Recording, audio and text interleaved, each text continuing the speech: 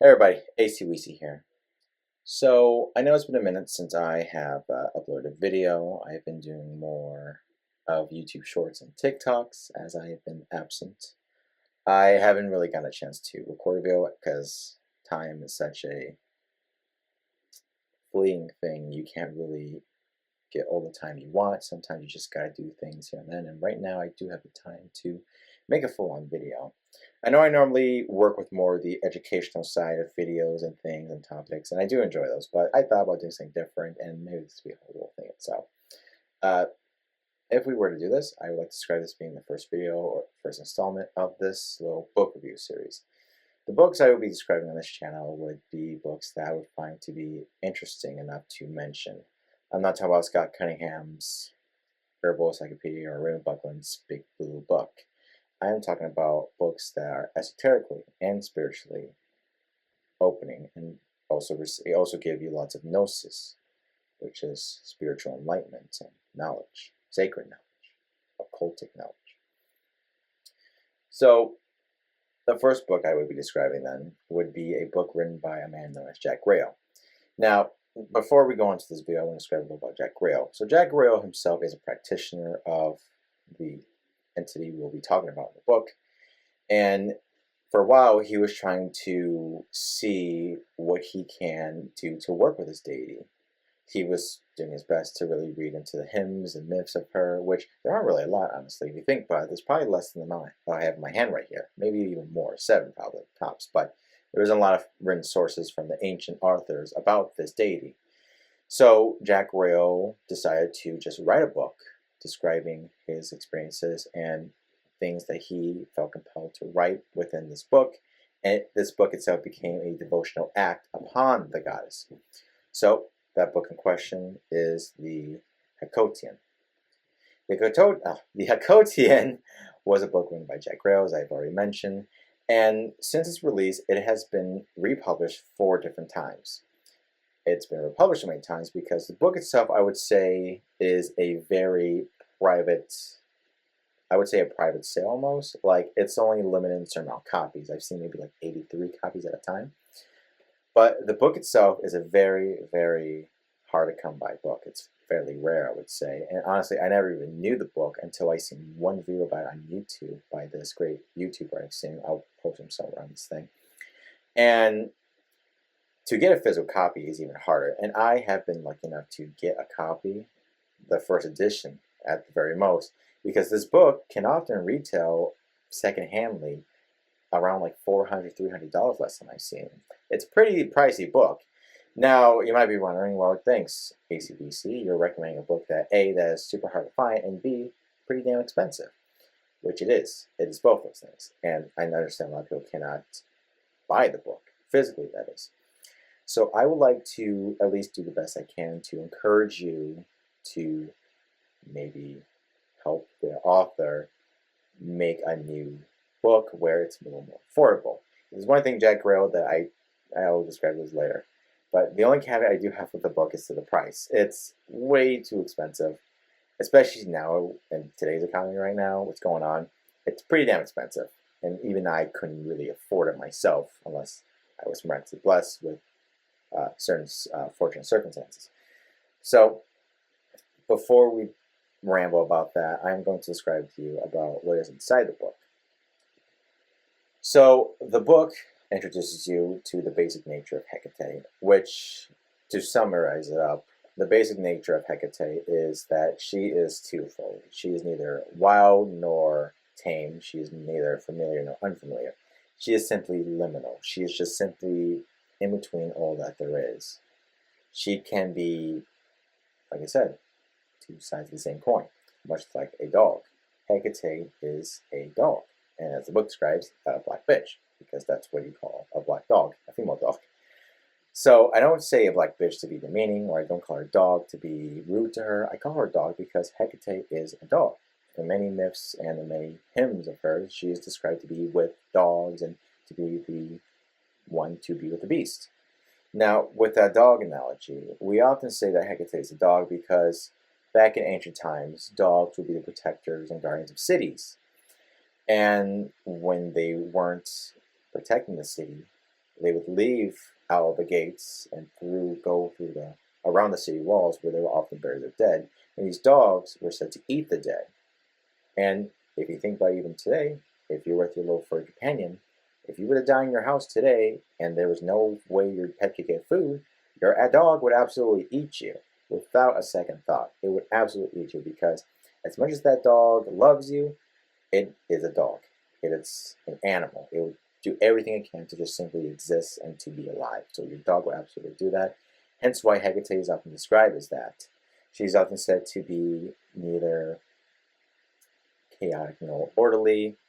She is simply Hekate. And going back to what I said about being the goddess of liminal spaces, which technically, mythologically, she is not a goddess. She is a titan. Hekate is the daughter of Perses and Asteria. And so through their union, they have made Hekate the titan of liminal spaces. A goddess, or a god by that definition, is simply a being who rules over certain aspects of nature or the world. Hermes, for example, is the god of commerce and merchants and traveling. Aphrodite is the goddess of love, and she is also the goddess of beauty. Zeus is, by that definition, also the god of Olympus and the sky and the weather. But the main distinction between these things is that they are simply the god of. They are simply in charge of that. They are not those functions themselves. Zeus is not the sky. That is Uranus, his grandfather. Much like Aphrodite. Aphrodite isn't love itself. She simply controls love. Eros is the god of love. He is the personification of love. And if we go further, we can even see with Poseidon, we often sort of see him being like Aquaman, controlling the sea and controlling the sea creatures, which he does. But he isn't the ocean himself. That's Pontus. So, by that definition, Hekate is not the goddess of liminal spaces. She is the liminal space itself. She was there prior to the beginning and creation of the universe with chaos, and she was before then and in between. Hekate is even present now between the spaces of thresholds and in liminal spaces as well. Even the space we talk through right now is liminal, is between, and Hekate is there as well.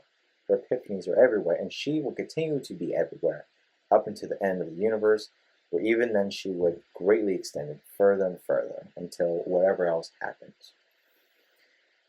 So he introduces you to the basic nature of Hekate, and once you have opened yourself up to Hekate, you will begin the first rite, which you are given a sigil to work with. Once you have progressed through the, 9 nights of devotional rites and acts of Hekate, you do certain things, you learn certain phrases and songs. And once you get to a point, you will be able to create something known as the Oracle Stones. And the Oracle Stones are used to see Hecate's will and her divine, and to see and be used as her voice. It will be used to help you communicate with the goddess more freely through the act of divination. Now, you could use cards, you could use this and that, but these stones in the ritual given to you specifically blessed to be Hecate's opinion and her words. I'm not saying this is the only way to talk to her. I'm just saying this is a way to talk to her, especially when progressing through the book, where you would use these oracle stones to see if you are able to go through. Because, as we mentioned, Hekate is the titan of liminal spaces. She is the one who will allow those to pass and deny those entry if they are not ready. The book makes it very clear about that. The book itself is as if it were alive, or Hecate's essence is imbued upon it, which I see every book as being a facet of the author, deity that they're writing about. So, once you create the oracle stones, you will then get an affirmative yes or no from them to progress. Once you have gotten the okay, you can go on. And even if you don't go through, that's still fine. Hekate knows what's best, and she will tell you if you are ready or not at the proper time. But once you've gone through, you'll learn different sigils, which I love sigils, and they're awesome. I love runes. And then once you've gone to a point, you will be able to see 3 emanations of Hekate. 3 spirit animals, I would say, or guises, or avatars of Hekate. And these 3 animal emanations are said to be her 3 avatars that reflect her 3 natures, that being Oronic, which is of the sky, Chthonian, which is of the earth and under the earth, and Enalian, which is of the oceans and waters. So you get the horse to reflect the Oronic aspect, the dog to represent the terrestrial chthonic aspect, and you got the serpent to represent the underworld and watery aspects. So once you've gone through with them, you'll be able to do certain rites and rituals, which I won't really go into too much, but I will simply say that Jack Grayle stresses that if you do not have the materials in this book, because the book itself is a quiet purchase, if you don't have the resources to buy the things in the book, you can always substitute, which I feel like this is what many practitioners should know. If you can't use, say, for example, blood, the goddess and god, for that extension, have made substitutes for us. You don't have to use blood in all rituals. Some might specifically need and require them. You can always use pomegranate juice, or you can always use salt water, or cherry juice, or beet juice. And even if you don't got the animal skulls, you can always substitute with an image, like a painted one. I was able to do so, and I've been fortunate enough to do so. And I'm not going to say too much or show too much of the rituals included, but I will simply say that the experiences you get from them, if done properly and right, are very, very eye-opening and very, very profound and humbling. To put it short, the rituals in this book are definitely a big selling point for me. Hope they are for you too. And I will mention one ritual in particular that I am excited about, and that is the ritual of Kerberos. Who is Kerberos, you might ask? He is the guardian of the gate of Hades.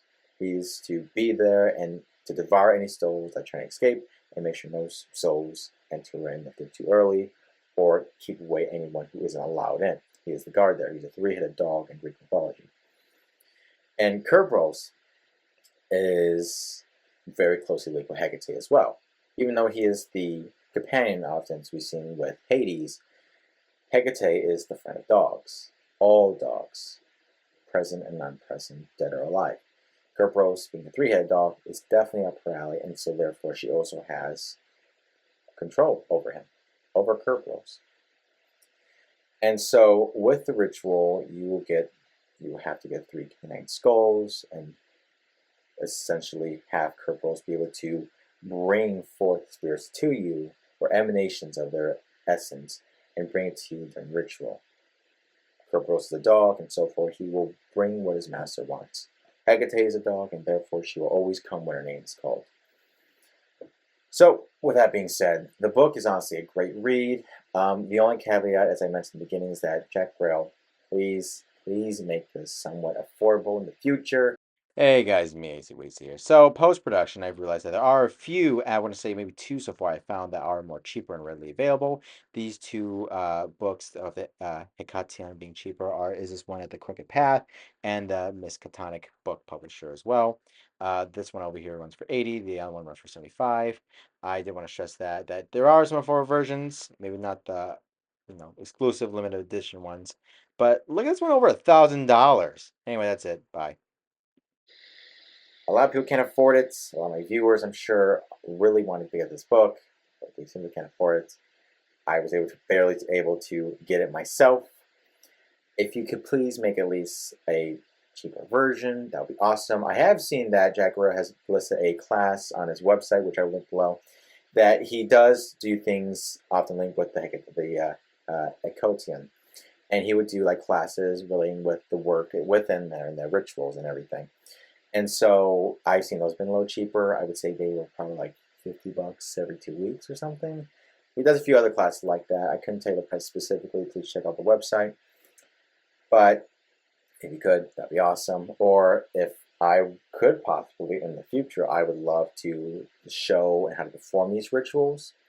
But then again, the book itself gives it far better explanation than I could provide. It gives it far more detail. I would simply just be covering only certain spots. The book itself is something you have to experience for yourself. I pray upon my viewers or those who are interested in the book to be able to purchase the book or get the book by any means, like Prometheus getting the fire from Olympus. Do what you can to get it. I encourage it, and I feel like it's really a great read.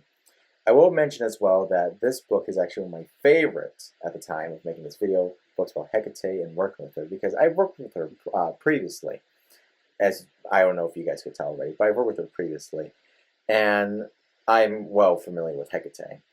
Do I recommend this book for beginners? Yes and no. I would say it is definitely there for those who already have a current relationship with Hekate and just simply want to strengthen through the rights in here. I would encourage, if you already have a great relationship with Hekate and you just simply want to do certain things in the book, I would encourage maybe going through the first steps, or if not, see what you can do in there.